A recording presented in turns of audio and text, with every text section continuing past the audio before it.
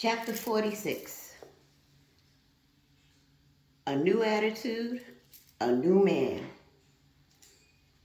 Wow, they move on quick, don't they?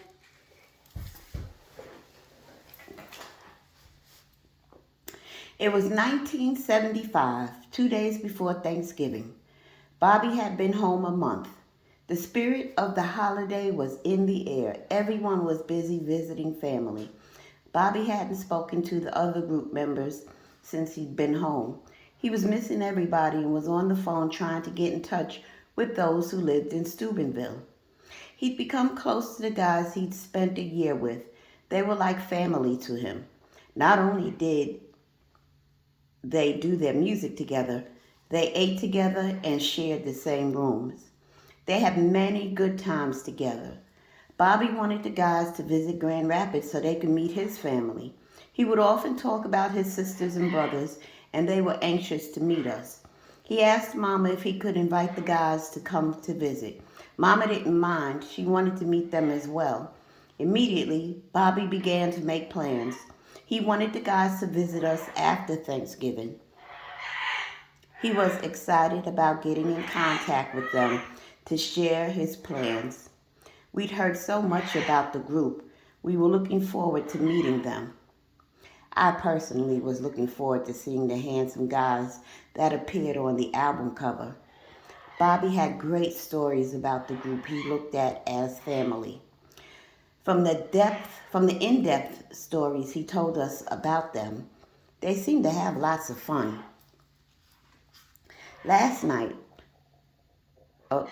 Later that night, Bobby was on the phone talking with some of the guys in the band. I heard him ask who all wanted to come. After a few calls among one another, only one of the band members was able to make it. There was one problem. He needed a ride. The wheels began to turn in Bobby's head. Bobby knew Mama had a car. He would ask her if he could borrow it to pick him up. He told his friend he would need help buying gas. He only had enough to get there. The guy wanted to come and he was doing all he could to work with Bobby.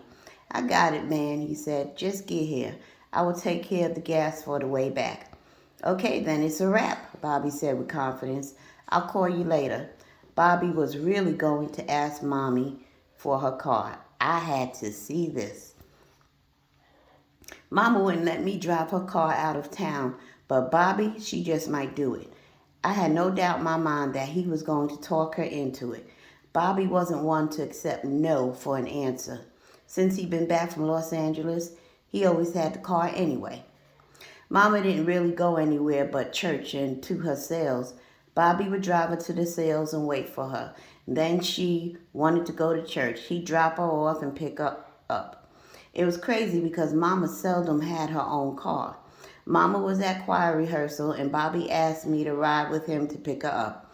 This is when he would ask Mama if he could use her car to go out of town. As soon as she got comfortable in the car, Bobby sprung it on her. He knew he had some negotiating to do.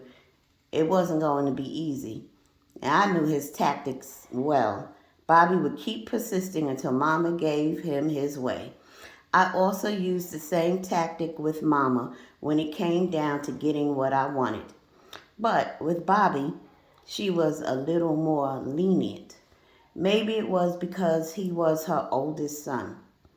After we got home, Bobby followed Mama to her room. He had some more negotiating to do. I waited in the living room.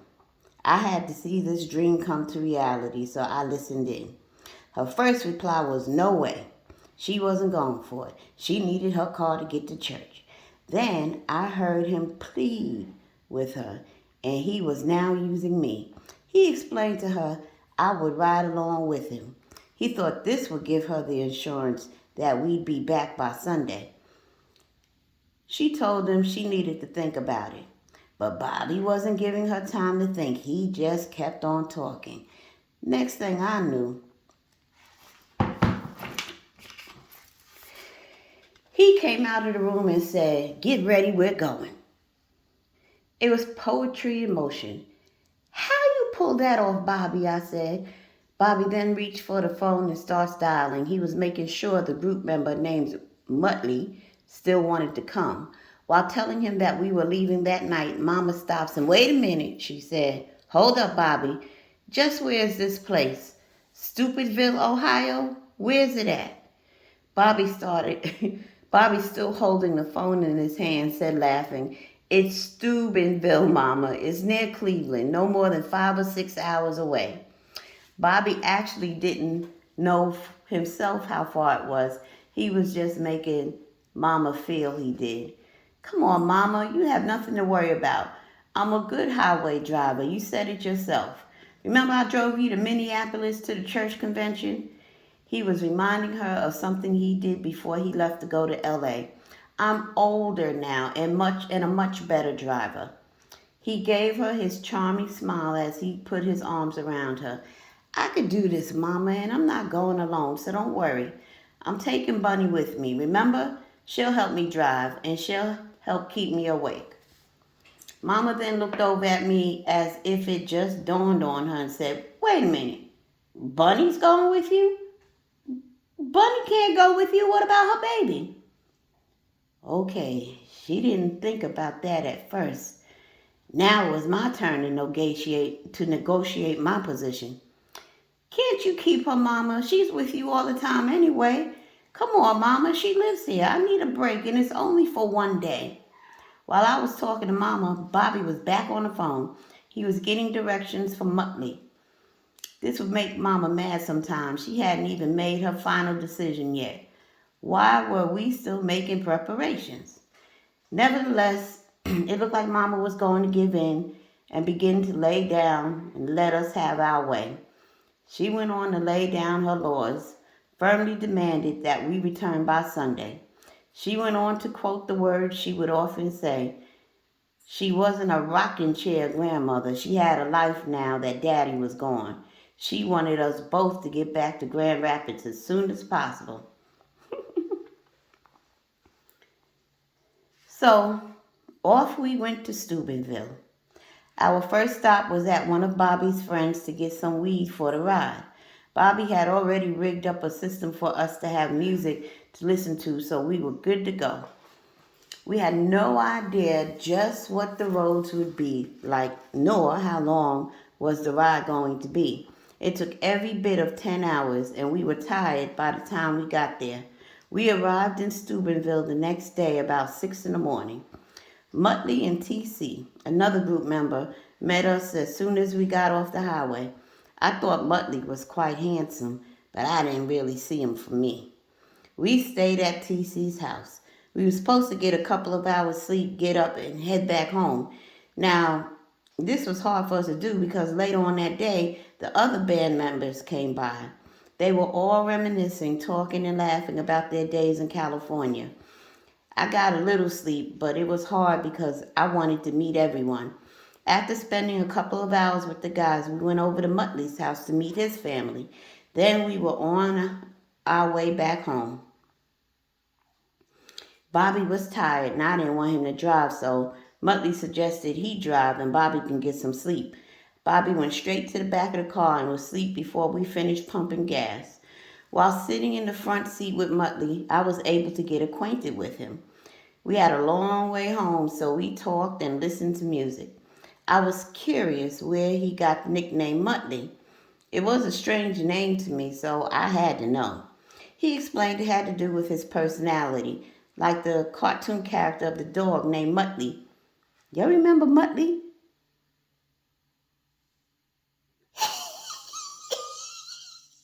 Remember how that dog used to laugh, Muttley? Oh, whatever. The dog snickered under his breath, and the guy said he did that as well. He was always snickering under his breath for or against something. His real name was Anthony, and he seemed like a nice guy. We talked until I fell asleep. Muttley drove most of the way home. He drove all the way to Michigan, and then Bobby took us on into the city. After we got home, Muttley stayed in Bobby and Tommy's room. The next day, we took him around to meet family and friends. I wanted him to meet some of my female cousins my age, as well as my girlfriends. Even though I thought he was nice and good looking, I didn't want him to think I was available. Kevin and I weren't together, but I had mixed feeling if it was really over between us. I was trying to be a little Miss Matchmaker, thinking he might see someone he liked. Muttley was kind and such a gentleman. I did like his conversation, but I didn't want to get serious about him. I was keeping my distance. He treated everyone I introduced to him nice and with respect. They all liked his personality and thought he was a good-looking guy. Everyone saw look,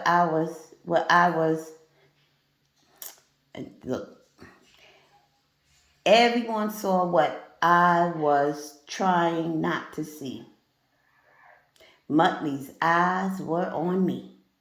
Finally, he got tired of me trying to be a matchmaker. He had his eyes on who he wanted. He asked me to give him a chance to be my man.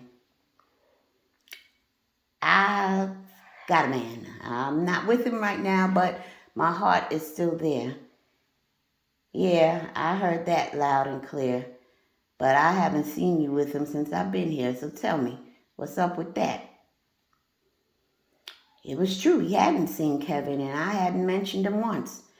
Feeling a little intimidated by what he said, I responded, well, we're just broke up right now. We do this all the time. He's my baby's daddy. We've been together for 6 years. I tried to speak with confidence regarding Kevin, and I realized that Muttley had probably heard all about my situation with Kevin. Bobby probably mentioned that I was with a guy he didn't care for. Muttley confirmed that I was right. He stated, it doesn't matter how long you and Kevin have been together.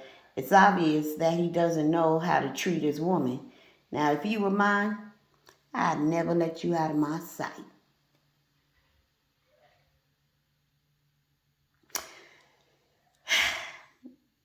Now, you see, those brothers back then was some nice, smooth talkers. Niggas today and the younger generation, I mean, there's no chivalry. It's dead. It's just, they just speak to them. Come over here and let me hit that coochie. Or Clyde Diva, when you gotta come over and fuck on this pussy. You see, they said the same shit, but a lot more smoother. And you know what? It was an influence from the music they were listening to at the time.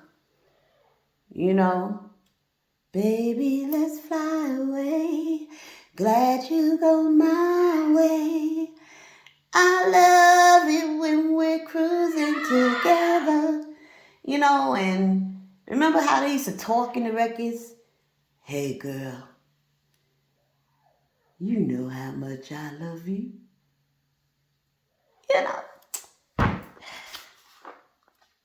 But I like the way he said that. If you were mine, I'd never let you out of my sight. Now, this was cool, suave, and very gracious of him. I liked the way he was rapping to me. He told me how I needed a man to love me, a man that would be there for me and my baby. Everything he said sounded good. I must say he knew exactly what I needed to hear. I did want to be loved, and Kevin wasn't there for me. Now, at the moment, one of the boys brought Demia to me and sat her on my lap. Muttley starts playing with her and says how precious she was and how blessed I was to have such a beautiful daughter. He held Demia, and she took a liking to him and immediately begins to play with his hat. Muttley was moving strong and fast. That night was just about me, him, and my daughter. I cooked dinner for him, and we sat around and ate. We talked about music, and I even sang for him. I told him my dreams, and he listened. With belief in me that it was a beautiful night, he touched my heart, and we were becoming close. But I was still not letting my guards down. Kevin was still in my heart. Muttley could sense my struggle, and before we went to bed, he got real with me. He told me he knew I thought I loved Kevin, but he would show me it was only a mirage. Baby, I know you think you love him, but I'm about to show you it's only a mirage. He asked me to give him a chance to show me he could change my mind. Wait a minute, I thought to myself. This is all happening too fast. Kevin is the father of my baby. Who knows how long this is going to last? Then Muttley went on to say, tell you what. You say you guys are broke up, right? Then it's time that someone else shows you something different. So why not spend some time with me? At least let me show you a nice time. I believe you will not ever want him back. I was mesmerized by now, so I said, we can talk, but I'm not going to promise you anything. And what I said seemed to be all he needed to hear. He was satisfied with it, and we both said goodnight. Muttley went all out to do the things he had promised me. The time we spent together was special. He was the first one I saw in the morning and the last one I saw at night. He wined and dined me, took care of me and my baby's needs. Demia liked him, and she looked forward to him playing with her. If she would cry, he would go get her. If I had to leave and go somewhere, he was watching her. It was as if he was Demia's daddy. She would cry for him. I was becoming accustomed to the difference in my life as well. I didn't have to pretend or hide me. I could sing, and Muttley had no problem with that. He loved my voice and encouraged me to sing. We had a lot in common. He cherished who I was. I had fun with him, and we went everywhere together. He was keeping me occupied, and Kevin seldom entered my mind. However, I dreaded the day I would see Kevin, and I knew that day would come. I didn't know how I would feel. Christmas was coming, and he'd probably show his face. He would come around to be with me and Demia for sure. I will deal with it when that time comes, I thought. Right now, I'm loving my time with Muttley. One day, Muttley borrowed Mama's car and we rode up to the store. He gave me some money to pick up a few things we needed. As I entered the store, Kevin was coming out. I didn't expect to see him, and my heart stopped. Muttley was still in the car. He had never seen Kevin before. He noticed the way Kevin and I looked at each other, letting him know that we knew each other. Hey, girl, Kevin said. Hey, girl. What's going on, Kevin? And then I looked back at Muttley sitting in the car watching me. This caused Kevin to look back, too. Kevin saw my mother's car with a man sitting in it. The man was holding his baby. Who's that? He looked surprised as well as intimidated. Oh, just a friend of the family. I didn't know what to say. I was put on the spot. As I looked around, Muttley was getting out of the car with the baby. He motioned me to come here. I looked at Kevin and excused myself, and then I walked from the store towards the car. Kevin stood there looking puzzled, hurt, and pissed off. He'd never seen me with another man. He immediately followed behind me. What's going on, Bunny? Before I could answer him, Muttley intervened, saying, Hey, man, what's happening? And then he hands me the baby. I was afraid of what was going to happen next. I then proceeded to get in the car. Kevin watched me as I got in. Who are you, man? What's with you holding my baby? They were now in front of each other talking. I rolled the window down so I can hear them. You walked out on her, man. She's my girl now. Kevin backed down. He knew it was nothing he could really say. He was shocked to see it there in his face. As he walked away, I could not help but to feel sad. He didn't even look back. I thought there was going to be a fight. Kevin and Muttley both looked prepared to do just that. Muttley got back in the car and we left to go to another store. The ride home was quiet. I couldn't help but think of Kevin and what he was thinking. I was wrapped up in my thoughts and I couldn't hide it. I felt sorry for Kevin. Even though I felt it was what he needed to see, my feelings for him had surfaced. I needed to talk to him. I did have his daughter, but what could I really say? Kevin brought this upon himself. Yes, he did. Muttley could tell something wasn't right with me. I was quiet, and he'd never seen me this way before. He kept asking me what was wrong, but I didn't know what to say. I didn't want to hurt his feelings. My thoughts for Kevin right then, I was keeping to myself. I couldn't express them to Muttley. I didn't even know myself. I was hoping Kevin might call that night. I tried to stay near the phone, and that didn't work. There were too many people in the house for that. The boys are always on the phone talking to girls, so if Kevin did call, I wouldn't have known. It was probably best. I already felt sorry for him. I didn't need to hear his story. I was good at being a sucker for a sob story. Chapter 47. Confused.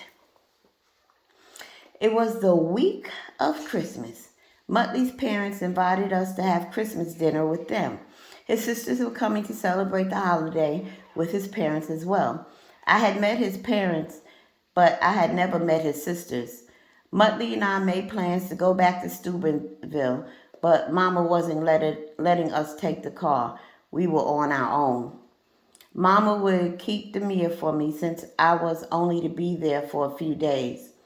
It would be my first Christmas away from home, and I couldn't help but think of Kevin. I knew he would be coming for Demia. He would be looking for me to be there as well. Muttley knew that Christmas would probably bring Kevin and I together too. Him thinking there could be a reunion, he had a lot to do with accepting the invitation from his parents. He wanted to get me out of Grand Rapids. I wanted to call Kevin before I left, but Muttley was watching my every move.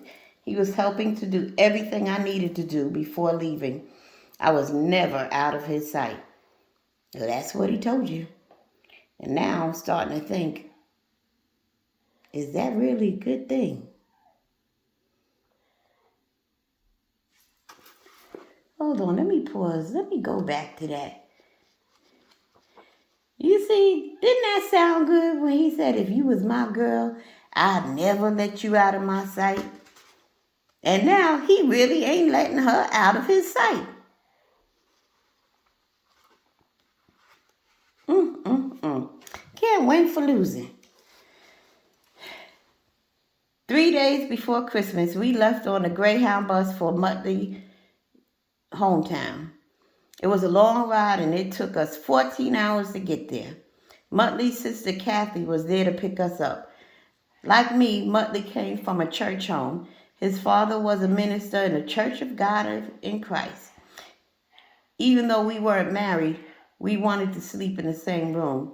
His parents wouldn't allow that, neither did my mama. This was a sin and unacceptable in our parents' home. Muttley asked his sister if we could stay with her. She had no problem with it. Kathy was living with her boyfriend as well, so we dropped off our luggage at Kathy's house and went to meet the rest of his family. Everyone was at his parents' house waiting for us to arrive. It was Christmas Eve, and we brought gifts to exchange. Muttley's family also called him Anthony. They knew nothing about the name Muttley, and they hated the name. I was in agreement with them. I didn't like the name myself. However, I also wasn't too fond of the name Anthony, so I made the decision to call him Tony. He had a nice family, and they were very gracious towards us. We talked and snacked while we helped his mother cook for the next day. After leaving his parents' house, we went back to Kathy's and had drinks to bring Christmas in. The drinks made us sleep well, and we were really tired. It's Christmas Day, and we're back at Tony's parents for dinner. Tony mentioned to everyone I could sing, and they all wanted to hear me. So after dinner, we sat by the tree, and I sang Christmas songs. Tony's sister JoJo was getting married, and she was so impressed.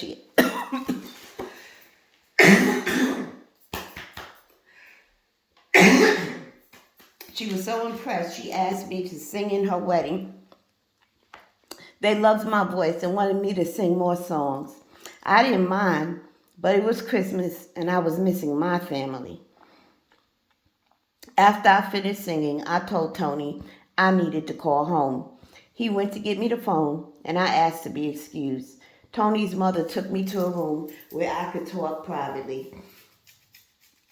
Mama answered the phone with her joyfully singing, "Merry Christmas to you." "Merry Christmas, Mama," I replied. I could hear everyone in the background talking and having fun. Mama was glad to hear from me. Demia's going with her dad for the day. He called last night and he picked her up early this morning. She will be home later tonight. Did he ask about me? Come on, Mama, what did you tell him? There was a lot of emotion in my voice, and I could tell Mama was trying not to go there. I missed Kevin and I missed my baby. I wanted to know if I was at least thought about. I wasn't sure if Mama would tell me. She liked the idea that Tony was taking me away from Kevin. "You're not thinking about Kevin, are you?" she said. "You shouldn't even care if he asked about you." This might be the one time I agree with Mama. I paused a minute. "I am thinking about him, Mama. I'm tripping right now. He's my baby's daddy and it's Christmas. We have never spent Christmas away from each other before. I mean, no matter what we were going through, we made up during the holidays. Did he ask where I was and who I was with?" I knew Mama. She didn't want to feed into my emotions. "I didn't go into detail with him about where you were, Bunny. I just said you were out of town for the holidays. I started not to tell you that he called, but I knew you were going to ask me if he came to get the baby. Now, Bunny, don't let your emotions rule you. You already know what you and Kevin's relationship is like. He is the same person. Nothing has changed. Muttley seems to be crazy about you and your baby. He acts as if he's her daddy. He has spent more time with her than Kevin has. Now, I'm not trying to tell you what to do. However, you've had enough pain in your life, and Mama wants you to be happy. I want you to do the things God has called you to do. You quit doing them trying to please that man. God does not like this. He is a jealous God. You put what you felt would make Kevin happy over your relationship with God. Now, I'm not telling you that Muttley is the man for you. That's not what I'm saying. I wish that you'd wait and let God give you the man that he wants for you. The way I know you will be happy. It will be a man who loves the Lord. I know that you might not want to hear this right now, but I am your mother, and I must tell you the truth. Don't make the same mistakes I did in my life. Let God give you a husband. If you aren't going to do that, I feel you will have a better chance with Muttley. At least he was raised in a church, and he doesn't interfere with who you are. Kevin stopped you from singing and attending church. I believe that Muttley will follow you. I was listening to Mama, and I knew she was right, especially about the God part. What could I say? She was speaking the word. She was speaking like a mother who wanted what was best for her child. She might not have always done the best thing for me, but that had nothing to do with her not wanting to see me do the right thing. Mama wanted me to be happy, and that was good to hear. Mama was giving me sound advice. "All right, Mama. All right," I said. "I hear what you're saying. I love you and I'll call you tomorrow." I hung up the phone, still feeling like I wanted to hear Kevin's voice. I don't know. She sounded like she whipped. What y'all think?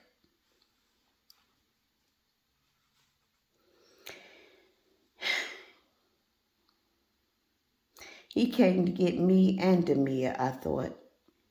I could not get that out of my mind. I felt like he was missing me too. He had to think about me every time he looked at our daughter. It was killing me not to talk to him. I had to at least know if I was wrong. He probably called me many times and my family didn't let me know. They didn't want me to be with him. I felt deep down inside Kevin didn't want to lose his daughter or me. I wanted to call him. I understood him, and I didn't care what anyone else felt.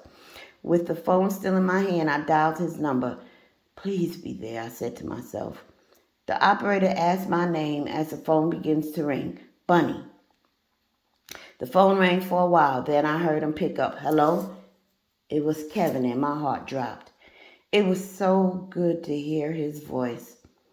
This is the operator with a collect call from Bunny. Will you accept? Yes, I will. Merry Christmas, Kevin. Merry Christmas to you too, baby. Where are you? Bunny, I miss you. That was all I needed to hear, and I quickly said, I'm in Ohio. Ohio? Who lives in Ohio? The guy you saw me in the car with me that night at the store. I didn't want to lie. I'm here visiting him and his family. Kevin sighed. He didn't care where I was. He just wanted me to come home. He was glad to hear from me. He wanted us to patch things up. He told me how sorry he was and that he realized that he made a big mistake and he wanted his family. He mentioned that this was the first holiday that we weren't together. So how long are you planning to stay there? My family has been asking about you. They miss you too. Can you come home tomorrow? You need me to pay for your ticket? We have a daughter and she needs us to be together. I know that. I've been thinking about this too. I'll be home in a few days, I'll promise. I'll call you when I get there. I have to go, Kevin, but I promise I'll be home soon. Kevin sounded so sad that I had to hang up. I couldn't give him an answer right then. I guess I just needed to hear that he wanted me back. I wasn't sure if that was what I really wanted. I told him I missed him and I loved him, but that was all I could say. I was away from the Christmas dinner for a while, and I was shocked Tony hadn't come looking for me. I headed out of the bedroom door. Tony was there to greet me. Are you okay? He asked. I tried my best to assure him I was, but I wasn't. I wanted to go home. Tony's family could tell there was a difference in me. They had no idea what was going on, and Tony told them I was missing my baby. The remainder of the evening, I was quiet and stayed to myself. I was thinking about what I was going to do. I had to tell Tony. He noticed I was acting different. I didn't know how to tell him. Maybe I shouldn't tell him at all. I'll tell him later tonight or tomorrow that I want to go home and without him.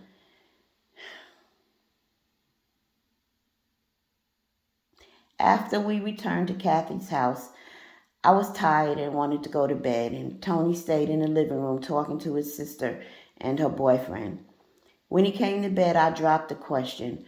When am I going home? I want to see my baby.